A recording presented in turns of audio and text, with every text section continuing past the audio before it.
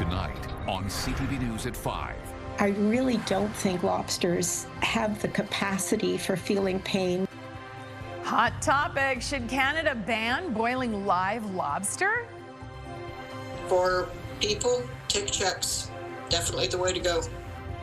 And still ticking, experts warn these tiny predators are a threat all year round. Plus, Move It. The Mental Health Foundation hopes you'll get your body moving for a good cause. A cloudy night ahead for the Maritimes. Some light snow expected in northern New Brunswick.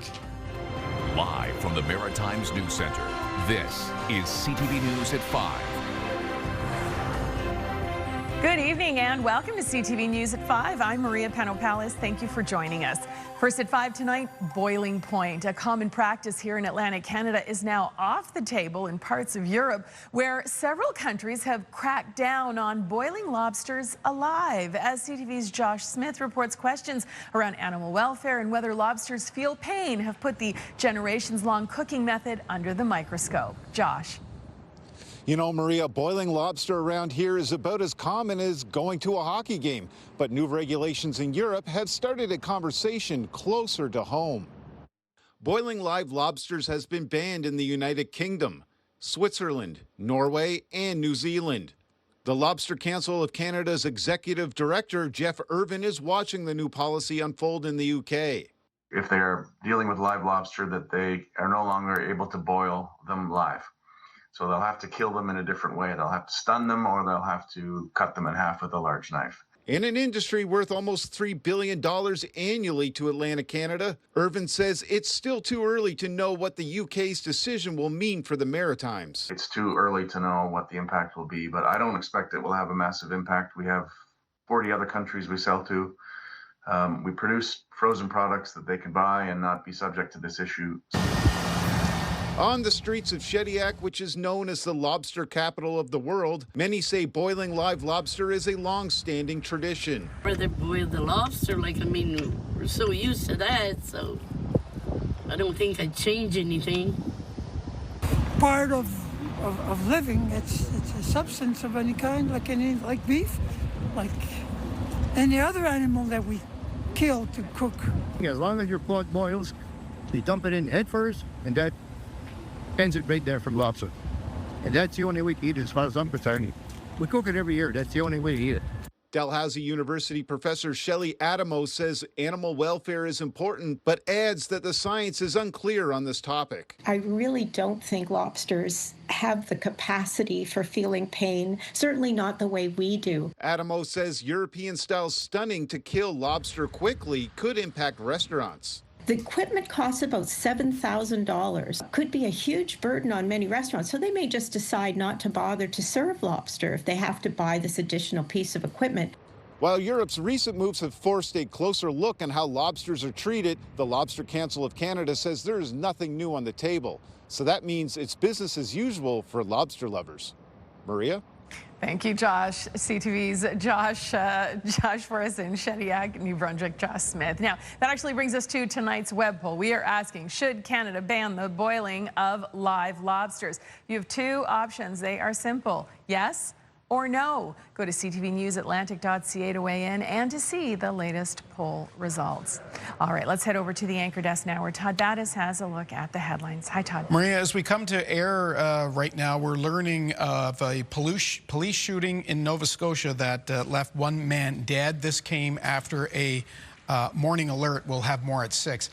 What you're looking at there is our story about the double murder trial in Moncton. A key Crown witness was on the stand today. He was being cross-examined by the defense. Jansen Baker has pleaded not guilty to first-degree murder in the deaths of Bernard and Rosemary Saunier. The witness, who cannot be named, stuck to his testimony that Baker told him he killed the elderly couple in Dieppe.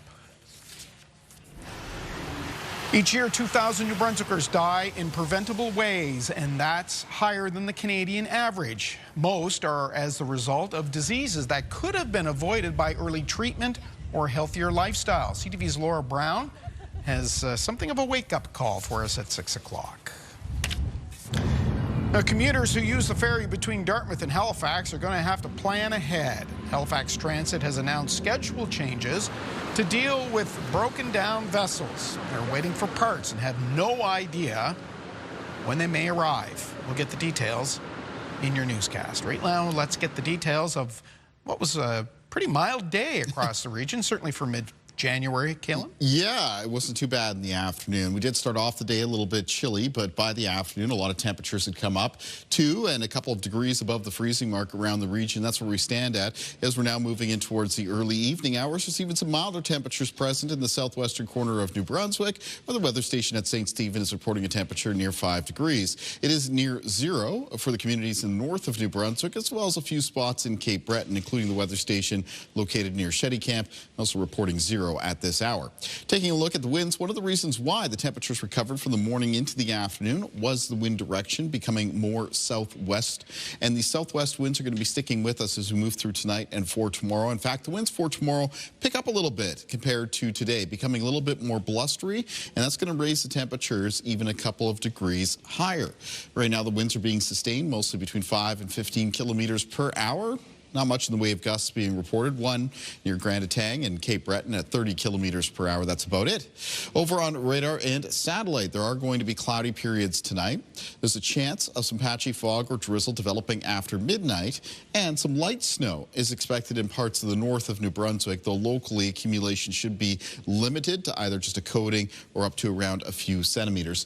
That's off of a low pressure system. It's hanging back over the Great Lakes. I will have more on the forecast coming up later on. Maria. Thank you very much, Ken. Right now, money matters. A new survey finds many Canadians are feeling pessimistic about what 2026 has in store for their finances. CTV's Pat Foran has more on those concerns.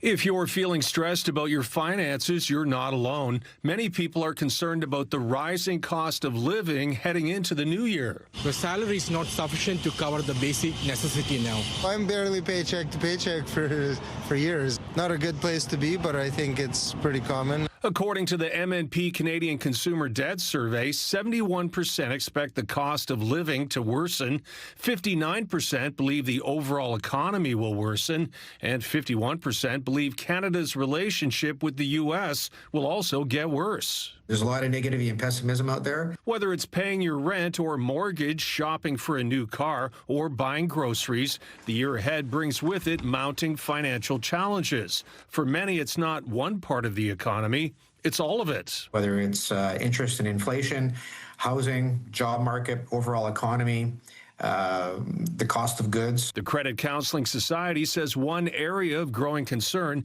is consumers using credit cards to buy groceries and pay their monthly bills. We're seeing more and more people that are using their credit to cover off those little necessities in life. And the problem is that's a bad cycle to be in. At some point, you run out of credit and you don't have cash. What do you do? The survey also found 59% believe housing affordability will deteriorate, and 62% are concerned about rising poverty and inequality. Younger Canadians are feeling the most financial pressure. Many of them have just left school. They have this large student loan debt. They've accumulated credit card debt. They're looking at the cost of housing as they start their financial journey into adulthood, and they do feel stuck. Anyone having trouble paying their bills and getting further into debt is advised to get help. Credit counseling with a debt professional is free, confidential, and can let you know your options before your situation gets worse. Pat Foran, CTV News. Thank you, Pat. Time for our first break here on CTV News at 5. When we come back, though, we've got the cold facts on this story. I'm Jonathan McInnes in Halifax. It's cold enough for us to have to wear jackets, but has the winter been cold enough to affect the tick population? Find out later on CTV News at 5.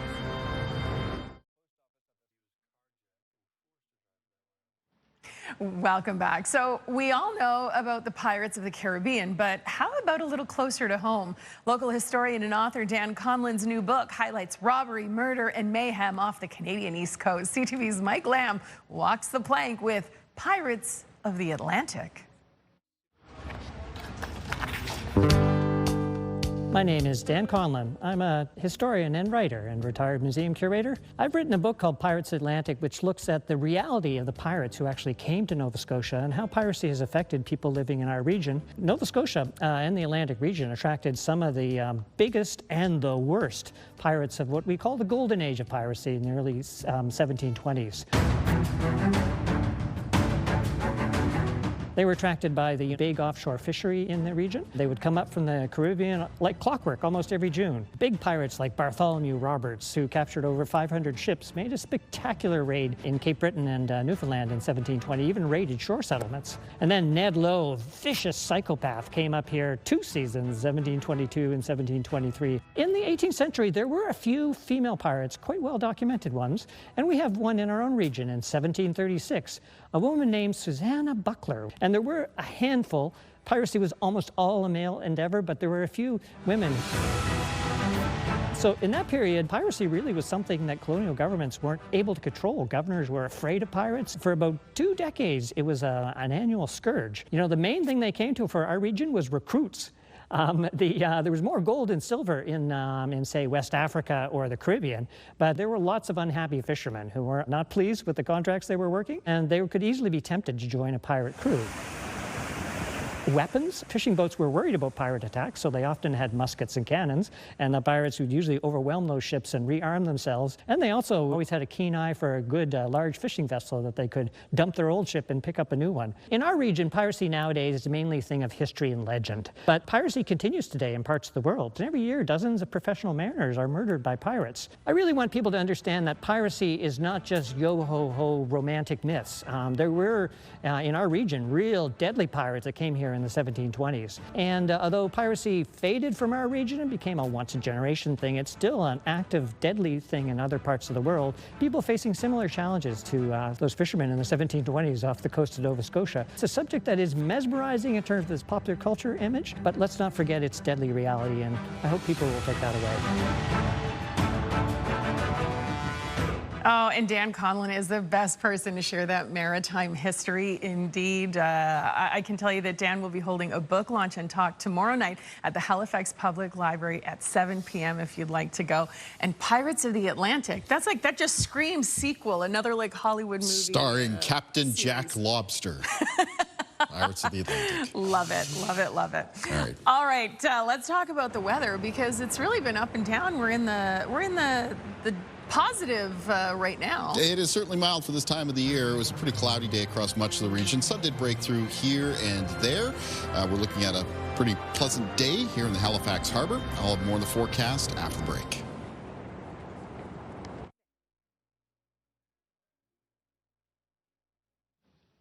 Welcome back. Kaylin Mitchell joins us now. Kaylin, a little later, like after your weather forecast, we're going to run a story about ticks and how the weather may or may not impact them, and how we need extreme cold for them to actually not be an issue next season. Yeah. But I'm not sure we've got the cold temperatures we need. No, not the forecast over the next couple of days. In fact, it continues to get a little bit milder as we work our way throughout this week. Just a quick note, we're having a little bit of a technical problem with our sunrise sunset times, but don't worry, I'm sure we'll figure it out and it'll return probably tomorrow.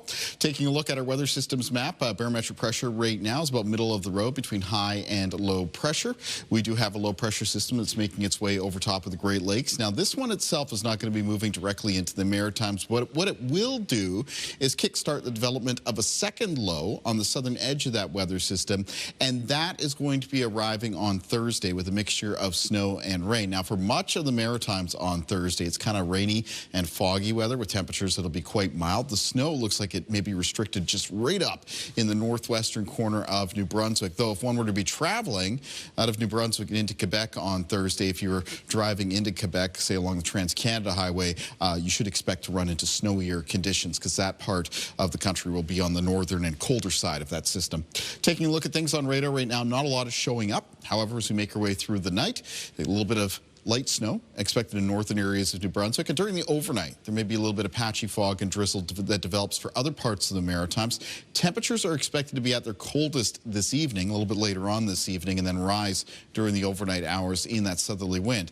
Taking a look at our forecast timeline then for cloud cover and precipitation, the other thing that's going to happen as we move through tonight will remain either cloudy or with increasing cloudiness.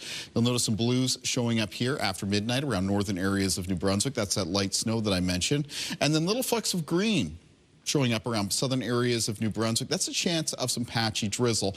And it won't just be there, but it'll also be for Prince Edward Island in the morning hours and around the Atlantic coastline of Nova Scotia. And in fact, there might be a little bit of fog or drizzle that stays kind of bumped up against the coastline, the Atlantic coastline of Nova Scotia throughout the day on Wednesday. Otherwise, we're looking at fairly cloudy conditions. It is possible the sun could peek through here or there, especially around the southeast of New Brunswick in the afternoon, parts of Prince Edward Island. After that, as we head into Wednesday evening and Wednesday night, it's mostly cloudy. There's patchy drizzle and fog around, and then that turns into rain for most of the region as we head into the early morning hours of Thursday, except for some accumulating snow right up around the northwest New Brunswick. And maybe the area from Edmundston up towards the Campbellton, Dalhousie area could pick up 5 to 10 centimeters of snow. Winds in the forecast for tonight and for tomorrow remain out of the south and southwest. Now, the wind gusts do pick up a little bit on Wednesday. Gets a little bit more blustery. Some of the peak wind gusts coming up between 20 and 50 kilometers per hour.